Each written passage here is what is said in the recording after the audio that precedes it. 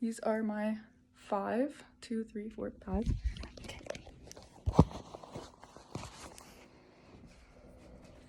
Hello, my name is Genevieve Gamara. Today I'm going to be telling you about my informative speech. And my topic on this assignment would be how to procrastinate less. I have found 7 steps on what helped me, and maybe this can help you by the end of the speech. Maybe you can take something away from this. So, have you ever had a deadline for something, an assignment, maybe it's something for your job or something, but you push it off? You've started it, but it got a little difficult, so you push it off till tomorrow. Tomorrow turns into 3 days. 3 days turns into the last day. Or, on the other hand, let's say life just happens. You got really busy, you lost track of time. That's also a real thing. So, I'm going to be explaining my 7 steps, and hopefully you can take something out of it. My first step is to organize. Organize a to-do list. Maybe this is by due date, maybe it's by importance or points, anything like that. You can organize a to-do list. This will set you up for the rest of your success.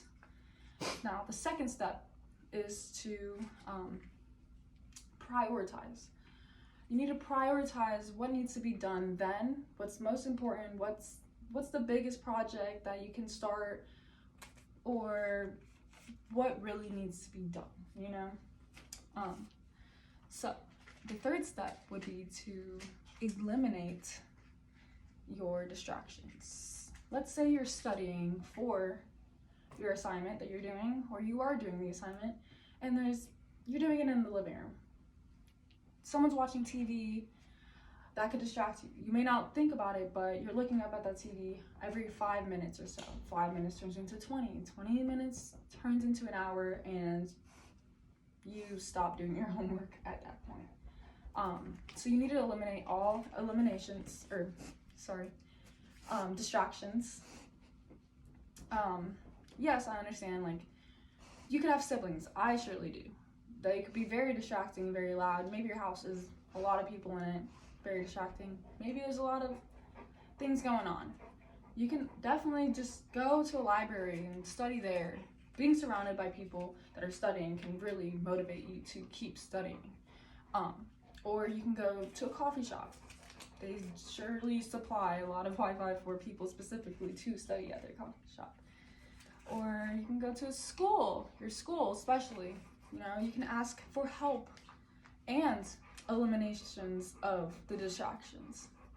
Now, step 4 is to set goals. You need to set goals for yourself. You can do this on daily goals. Let's say I set a goal for 30 minutes a day, I'm going to do homework. 30 minutes a day will turn into an hour. So tomorrow I'll do an hour of homework. The next day I'll try and hit for an hour and 30 minutes of homework. Setting daily goals can really help you to build up the lessons of the homework. So you won't be so stressed when the due date does come. You've already done most of the things that needs to be done. Deadlines. Set a deadline for yourself, especially. Let's say I set a deadline for myself, 2 assignments per day. 2 assignments per day can turn into 4 assignments per day. And progressively build that up.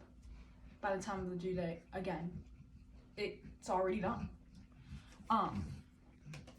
And I want to say the most important one is number 6, step number 6, which is a brain break action.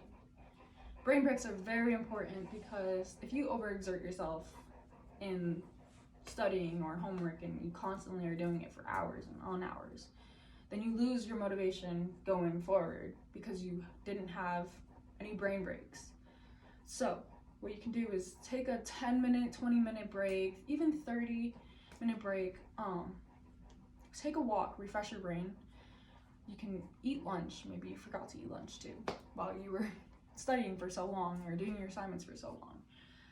Remember, brain breaks are important so you can keep focus on what you're doing. But that also leads on to my last step, which is take accountability for yourself. Take accountability for yourself and how much time you're taking for these breaks, or the times that you could have studied but you didn't, or anything like that.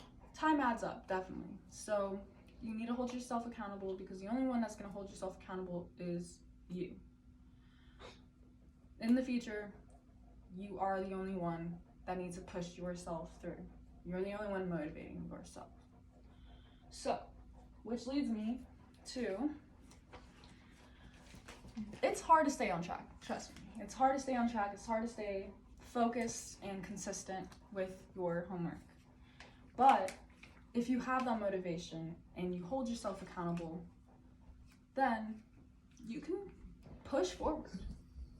You're very able to push forward with it. So, and what actually helped me the most, I would say, is step number 1, actually.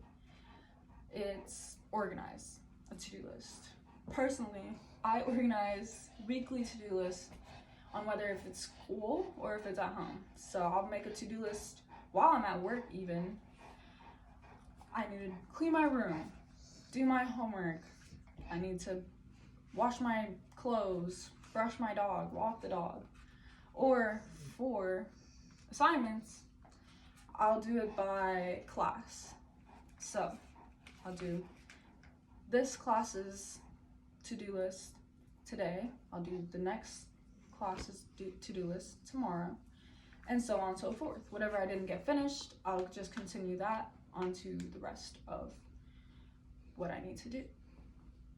So yeah, and at the end of it, you'll be up. On top of this, don't be so hard on yourself. Everyone procrastinates. There's always procrastination. It doesn't matter on what you're doing. So it's just a human thing.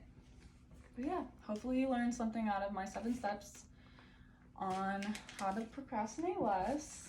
And thank you.